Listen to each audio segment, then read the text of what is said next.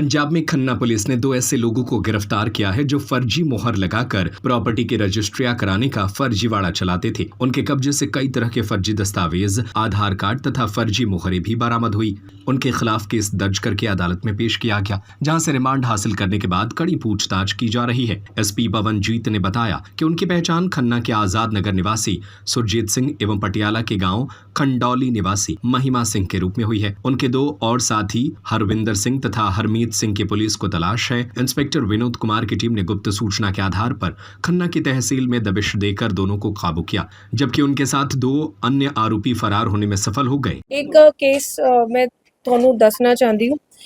ਇੱਕ ਇੱਥੇ ਸਾਨੂੰ ਕੁਝ ਟਾਈਮ ਤੋਂ ਸਾਡੇ ਕੋਲ ਇਨਫੋਰਮੇਸ਼ਨ ਸੀਗੀ ਕਿ ਇੱਥੇ ਕੋਈ ਗੈਂਗ ਹੈਗਾ ਜਿਹੜਾ ਕਿ ਫੇਕ ਸ਼ੋਰਿਟੀਜ਼ ਵਗੈਰਾ ਜੋ ਬੇਲ ਕੇ ਦੌਰਾਨ ਮੁਚਲਕਾ ਭਰਿਆ ਜਾਂਦਾ ਹੈਗਾ, ਉਹ ਫੇਕ ਸ਼ੋਰਿਟੀ ਤਿਆਰ ਕਰਕੇ ਫੇਕ ਸ਼ੋਰਿਟੀਜ਼ ਤੋਂ ਬੇਲ ਬੌਂਡਸ ਭਰਵਾਉਂਦਾ ਹੈ। ਇੱਦਾਂ ਦੇ ਗਿਰੋਹ ਇੱਥੇ ਕੰਮ ਕਰ ਰਹੇ। तो ਉਹਦੇ ਉੱਪਰ ਫਿਰ ਪੂਰਾ ਦਾ ਪੂਰਾ ਇਨਫੋਰਮੇਸ਼ਨ ਪਲੱਸ ਹਿਊਮਨ ਲਿੰਕ ਕੇ ਰਾਹੀਂ ਅਸੀਂ ਉਹਨੂੰ ਟਰੇਸ ਕੀਤਾ ਤੇ ਕੱਲ ਸਾਡੇ ਕੋਲੋਂ ਫਿਰ ਇੱਕ ਸੁਰਜੀਤ ਨਾਂ ਦਾ ਪਰਸਨ ਤੇ ਇਹਦੇ ਇੱਕ ਸਾਥੀ ਮਹੀਮਾ ਸਿੰਘ, ਉਹ ਦੋਨੋਂ गिरफ्तार ਹੋਏ। ਉਹਨਾਂ ਦੇ ਕੋਲੋਂ ਸਾਨੂੰ ਕਾਫੀ ਸਾਰੇ ਫੇਕ ਆਧਾਰ ਕਾਰਡਸ, ਕੁਝ ਫਰਦ ਜਿਨ੍ਹਾਂ ਦੇ ਫੇਕ ਫਰਦ ਜਿਨ੍ਹਾਂ ਦੇ ਉੱਪਰ ਸਟੈਂਪ ਵਗੈਰਾ ਲੱਗੀ ਸੀਗੀ, ਇੱਕ ਨਾਇਬ ਤਹਿਸੀਲਦਾਰ ਦੀ ਮੋਹਰ, एक BDPO ਦੀ ਮੋਹਰ ਤੇ ਹੋਰ ਇੱਦਾਂ ਦੇ ਜੋ ਡਾਕੂਮੈਂਟਸ ਹੈ ਉਹ ਰਿਕਵਰ ਹੋਏ।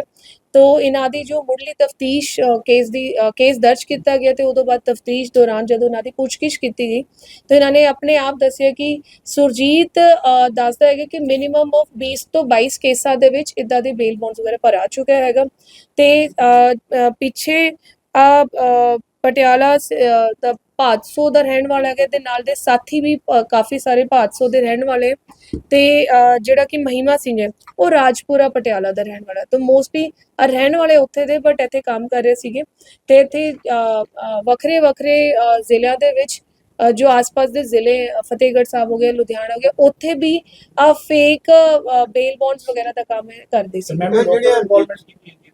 ਲੋਕਲ ਇੱਥੇ ਰਹਿ ਰਿਹਾ ਸੀਗਾ ਸੁਰਜੀਤ ਸਿੰਘ ਜੋ ਇੱਥੇ ਰਹਿ ਰਿਹਾ ਸੀਗਾ ਤੇ ਹਜੇ ਅੱਗੇ ਕਿਉਂਕਿ 2 ਫੜੇ ਗਏ, ਬਾਕੀ ਇਹਨਾਂ ਦੇ ਸਾਥੀ ਹਜੇ ਫੜੇ ਜਾਣੇ ਤੇ ਹਜੇ ਹੋਣ ਵਾਲਾ ਹਜੇ ਜਦੋਂ ਉਹਨਾਂ ਦੀ ਤਫਤੀਸ਼ ਦੌਰਾਨ ਉਹਨਾਂ ਦੀ ਵੀ ਜਦੋਂ ਅਰੈਸਟ ਹੁੰਦੀ ਹੈ, ਇਹਨਾਂ ਦੀ ਵੀ ਔਰ ਅੱਗੇ ਪੁੱਛਗਿੱਛ ਹੋਣੀ ਹੈ, ਉਦੋਂ ਸਾਨੂੰ ਹੋਰ ਵੀ ਅੱਗੇ ਪਤਾ ਲੱਗ ਸਕਦਾ। ਜਿਵੇਂ ਮੈਂ ਤੁਹਾਨੂੰ ਦੱਸਿਆ ਕਿ ਸੁਰਜੀਤ ਤੇ ਆਪਣੇ ਕਹਿਣ ਮੁਤਾਬਿਕ ਹੀ 20 ਤੋਂ 22 ਕੇਸਾਂ ਦੇ ਵਿੱਚ ਇੱਦਾਂ ਦੇ ਬੇਲ ਬੌਂਡਸ ਭਰਿਆ ਚੁੱਕਾ ਹੈ ਤੇ ਕੁਝ ਇਹਨੂੰ ਯਾਦ ਵੀ ਨਹੀਂ ਹੈ।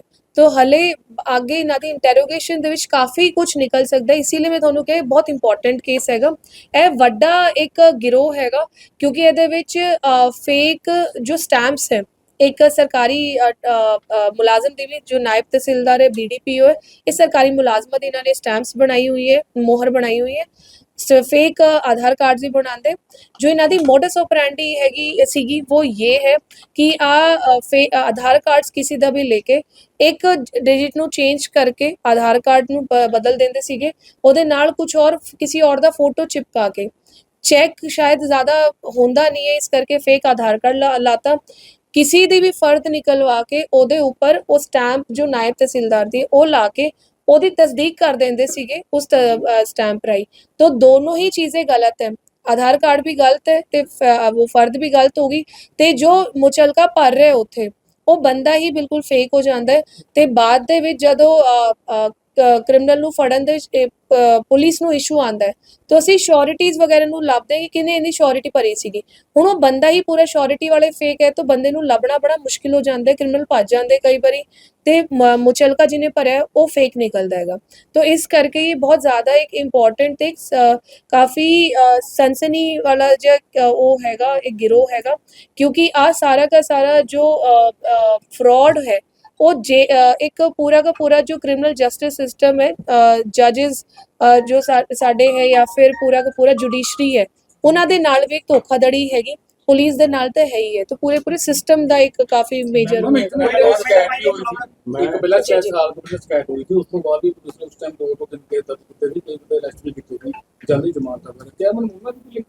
हजे तक नहीं। एक ये भी एक गल आ रही है कि कोई कोर्ट कंपलैक्स है, कोई अर्जी नवीस वगैरह या कोई होर नंबरदार ਦੇ ਵਿੱਚ ਇਨਵੋਲਵਮੈਂਟ हजे तक कुछ नहीं। मैं ਅਸੀਂ ਤੁਹਾਨੂੰ ਦੱਸ ਹੀ ਦਿੱਤਾ, ਸੁਰਜੀਤ ਸਿੰਘ और महिमा सिंह की गिरफ्तारी हो चुकी है। ਇਹਨਾਂ ਦੇ ਨਾਲ ਦੇ ਸਾਥੀ ਹਰਵਿੰਦਰ ਸਿੰਘ, ਸ਼ਮਸ਼ੇਰ ਸਿੰਘ, ਰਾਜਵੀਰ ਸਿੰਘ और हरमीत सिंह ਹਜੇ ਰਹਿੰਦੇ ਹੈ, बट एक गिरोह का पार्ट है। आगे हो सकता है किसी और की शमूलियत हो तो आगे निकल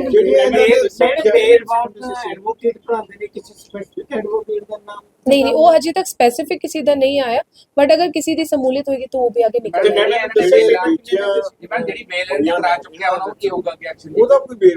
वो हजे लेना है, वो लेना है क्योंकि कल का ही केस हैगा।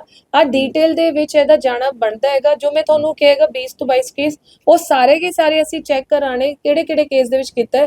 ਫਿਰ ਕੰਸਰਨ ਕੋਰਟ ਨੂੰ ਵੀ ਇਤਲਾ ਦਿੱਤੀ ਜਾਏਗੀ ਕਿਉਂਕਿ ਕੋਰਟ ਦੇ ਨਾਲ ਆ ਧੋਖਾਧੜੀ ਕੀਤੀ ਗਈ ਹੈ ਤੇ ਕੰਸਰਨਡ ਪੁਲਿਸ ਜ਼ਿਲ੍ਹੇ ਨੂੰ ਵੀ ਦੱਸਿਆ ਜਾਏਗਾ ਕਿ ਕਿਸ ਪਾਰਟਿਕੂਲਰ ਕੇਸ ਦੇ ਵਿੱਚ ਜੋ ਬੇਲ ਬੌਂਡ ਭਰਿਆ ਗਿਆ ਉਹ ਸ਼ੋਰਿਟੀ ਫੇਕ ਸੀਗਾ ਤੇ ਆगे ਫਿਰ ਜੋ ਲੀਗਲ ਕਾਰਵਾਈ ਹੋਏਗੀ ਉਹ ਅਸੀਂ ਅਮਲ ਦੇ ਵਿੱਚ ਲਿਆਵਾਂਗੇ।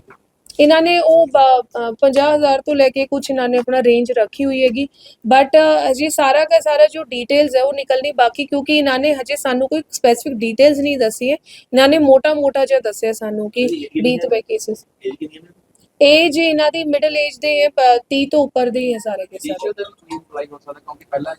देखिए सारा मतलब हजे आ सकता है, बट हजे तक कुछ नहीं आया। आएगा तो जिसकी भी शमूलियत होगी उन्होंने ਅਸੀਂ फाइल ਦੇ ਉੱਪਰ ਲੈ ਕੇ ਤੇ जो कानूनी कार्रवाई होगी वो की जाएगी। जी थैंक यू। खन्ना से परमिंदर वर्मा की रिपोर्ट।